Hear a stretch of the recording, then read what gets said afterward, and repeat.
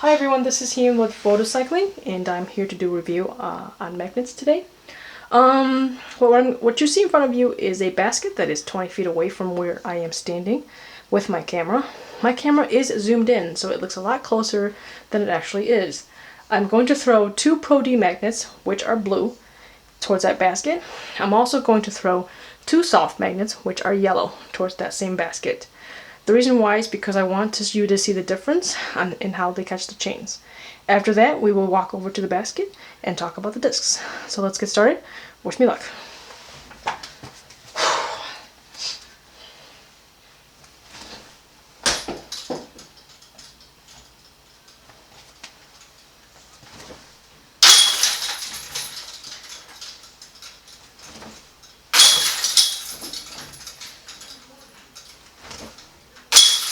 I'm going to do it one more time for you.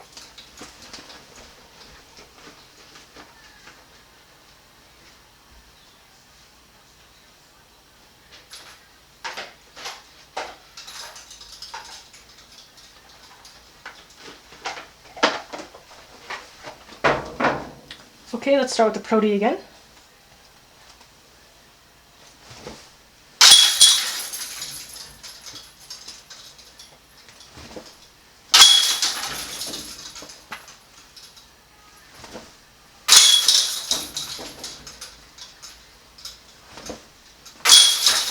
Alright, let's walk over to the basket and talk about discs.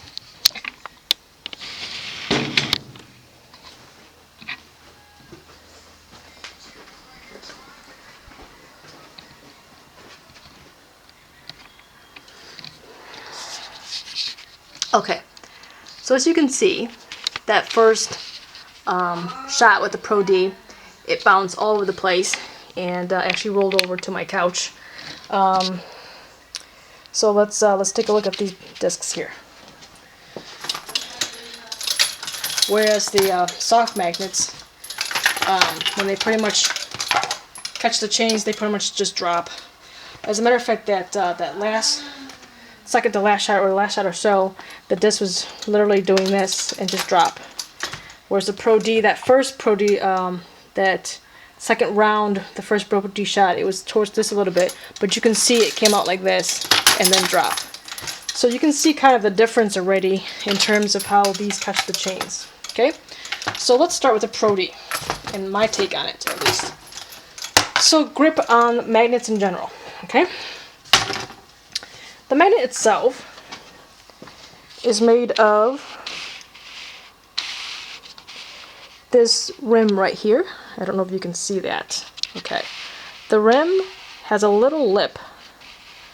It's not really a bead, it's more of a lip right here, and that lip itself allows for my forefinger to curl underneath it like so, but it's not too deep because my fingers are pretty short and small. It's not deep enough where I can't curl my finger underneath it. It's small enough, this lip, and not deep enough for my finger to curl underneath it as you can see right here. That allows me to snap or rip, whatever you want to call it, the disc off my putt. When I putt, it snaps off this forefinger really well, and I can point the disc wherever I want it when I putt. I am a spin putter, and you can see some of my putts were on a hyzer, so spin with a little bit of hyzer.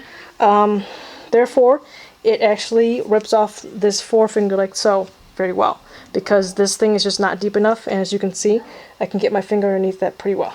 Okay, the grip, so that's part of the grip. The other part is that when it's in my hand like so, you can see right here,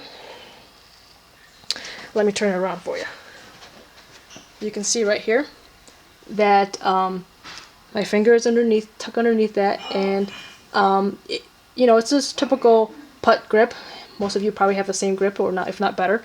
The grip itself is pretty standard for me because I am a spin putter, with sometimes the occasional hyzer when I need to. As far as the plastic feel, it's very grippy, but it's not too soft. It's hard, especially out of the box. It's very grippy, and once it beats in, however, it does become a little slick. not too slick, but it doesn't catch the chains very well because it becomes so slick.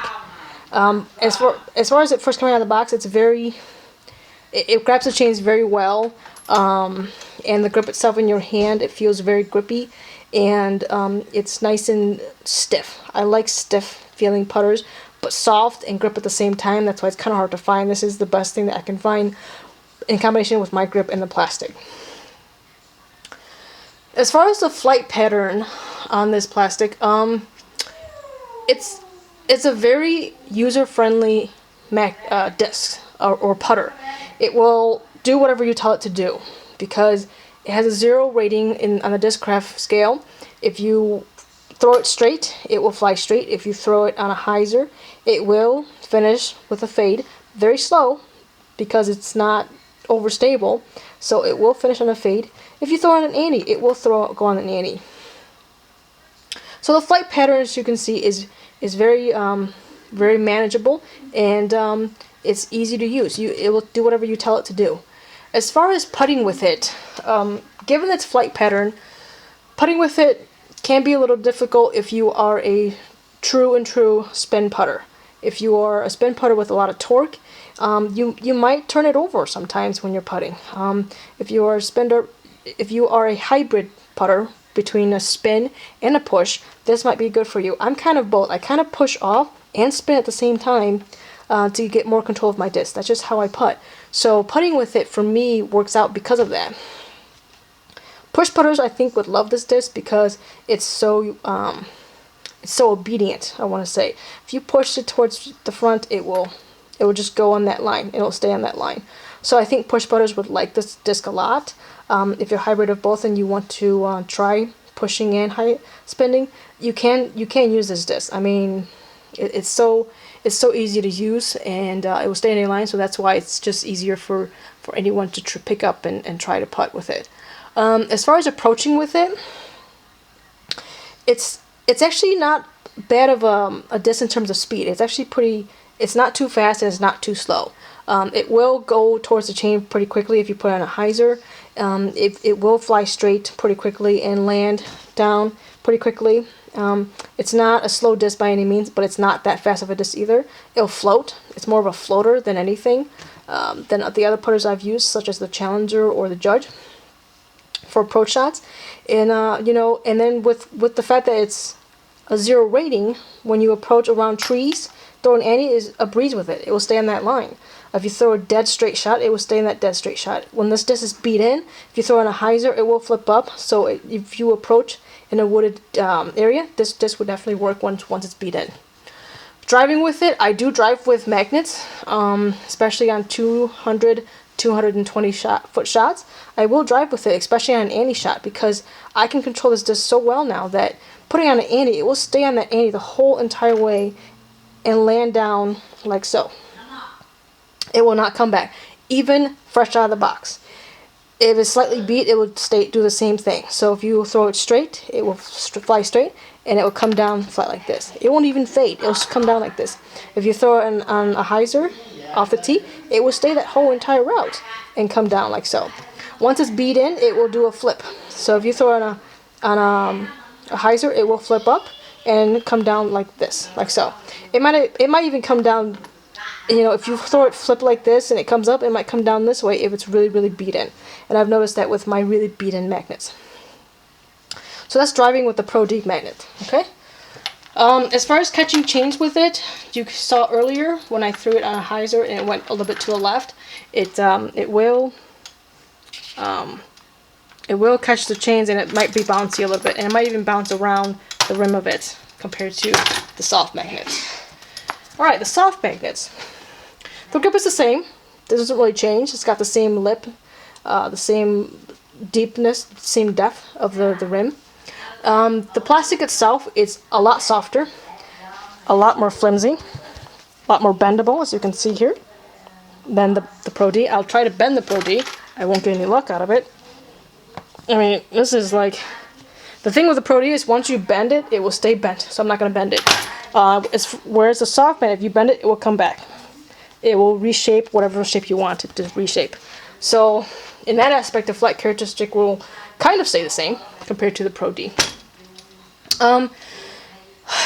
Flight pattern. You know, the flight pattern is the same as the Pro D, except for in the summer when this is really hot, when it gets to 90 degrees with lots of humidity. This will be so soft that when you throw it, and if there is just a little bit of breeze, it will do this. It will flimsy like a saucer in the air if you try to approach with it. Even when you putt, it will do this compared to the Pro D. Especially if you're trying to spin putt with this, it actually won't spin putt as well when it's in the summer and it's really hot. This would actually be flimsy and it would do this. At least it did for me. It might not do it for you, I'm not sure, but that's what I experienced with it. Putting with it, it's got the same flight pattern as the magnet, so putting with it, the only difference is that it will catch the chains and just drop like that. That's how the soft magnets feel for me, is that it will catch like this and drop. Okay? Versus the Pro D, it might catch the chains and do one of these and come back. It might go in like this and twirl around the basket and then stop. Whereas this, if it hits the basket here, it will just stay there because it's just more grippy plastic and it doesn't bounce as much. So, and then if you were to hit the top of the basket or something, or the side of the basket, it won't actually roll very far compared to the Pro D. Approaching with it, I find that approaching with it is kind of similar. I do use a little bit more finesse with it because it's just not stiff enough. So the flight of it, when it comes out, it requires a little bit more wrist control, meaning keeping the wrist a little bit straighter for it not to be floppy coming out of the hand. And again, the same thing, especially in the hot summer days when this is really flimsy and it's just too flexy for it to stay on that same flight pattern as the Pro D plastic. Driving, I have never driven with this. I'm too scared of driving with it. Although maybe I don't drive with it is because I probably drove it once off the tee and it just turned on me and I just never bothered trying it again. I think the Pro D plastic is a little bit better driving off the tee than this one because the Pro D just holds itself in the air and has more glide than the soft magnet does. Now that I think about it, I think I did drive with this plastic, and I think it didn't glide as much, and I think that's why the Pro D plastic, I stuck with the Pro D plastic in terms of driving off the tee. So that's my review of the magnet. I hope that helps. If you have any questions or comments, leave it in the comment section. And I apologize for not being so clear on driving with this because I haven't used it for driving in so long. But I that's all I can remember from driving. I only drove it probably once or twice, and then I never did it again. Any comments or questions, message me, put in the comment section. This has been Ian with Motorcycling on the review of magnets. I will talk to you later. See you in the next video.